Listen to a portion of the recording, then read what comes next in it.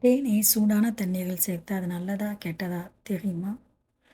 ஒரே ஒரு temperature difference தான். ஆனா ஹனிக்கு உள்ள நேச்சுரல் என்சைம்ஸ் சேஞ்ச் ஆகிடலாம். இதுதான் இன்று நம்ம பார்க்க போற முக்கியமான விஷயம். நீங்க ஹனிய யூஸ் பண்றீங்கன்னா, இதுல இருக்கிற natural enzymes plus anti oxidants தான் முக்கியம். அதுதான் பாடிக்கு ஆக்சுவல் பெனிஃபிட் தருது. இதுல சிம்பிள் ரூல் ஒண்ணு இருக்குங்க. பாய்லிங் ஹாட் வாட்டர்ல ஹனிய சேர்க்கக்கூடாது. வார்ம் வாட்டர்ல தான் மிக்ஸ் பண்ணினா சில ப்ராப்ளத்த நம்ம அவாய்ட் பண்ணலாம்.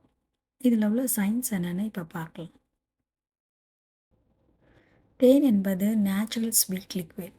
இதில முக்கியமா என்ன இருக்குன்னா, glucose, fructose, enzymes, anti accidents.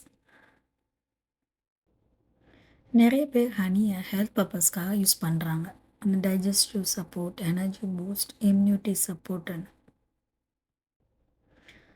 ஆனா இப்போ முக்கியமான விஷயம் என்னன்னா, நீங்க தேனை பாய்லிங் ஹாட் வாட்டர்ல சேர்த்தீங்கன்னா, அதோட ஸ்ட்ரக்சர் சேஞ்ச் ஆக ஆரம்பிக்கும். ஏன்னா ஹனில இருக்கிற என்சைம்ஸ் எல்லாமே புரோட்டீன்ஸ். புரோட்டீன்ஸ் ஹீட்டுக்கு சென்சிட்டிவ். அதிக ஹீட் வந்தா அது ஷேப் சேஞ்ச் ஆகும். இத புரோட்டீன் டீநேச்சுரேஷன்னு சொல்லுவாங்க.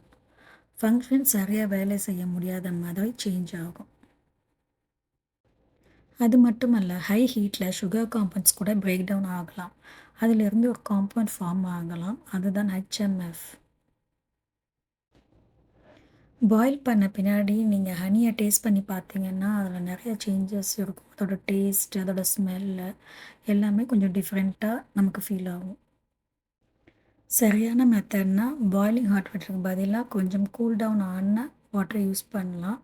அதாவது லியூக் வார்ம் வாட்டர், வெதுவெதுப்பான தண்ணீர். அந்த டெம்பரேச்சர்ல மிக்ஸ் பண்ணினா, ஹனில இருக்கிற நேச்சுரல் ப்ராப்பர்ட்டீஸ் மோஸ்ட்லி சேஃபா இருக்கும். ஹனி ஒரு நேச்சுரல் ஃபுட். அதனால ஹீட் கண்ட்ரோல் பண்றது மிகவும் முக்கியம். சின்ன டெம்பரேச்சர் டிஃபரன்ஸ் தாங்க. ஆனா ரிசல்ட் பெரிய டிஃபரன்ஸ் கொடுக்கலாம். இந்த வீடியோ பிடிச்சிருந்தா லைக் பண்ணுங்க, ஷேர் பண்ணுங்க மற்றும் சப்ஸ்கிரைப் பண்ணுங்க.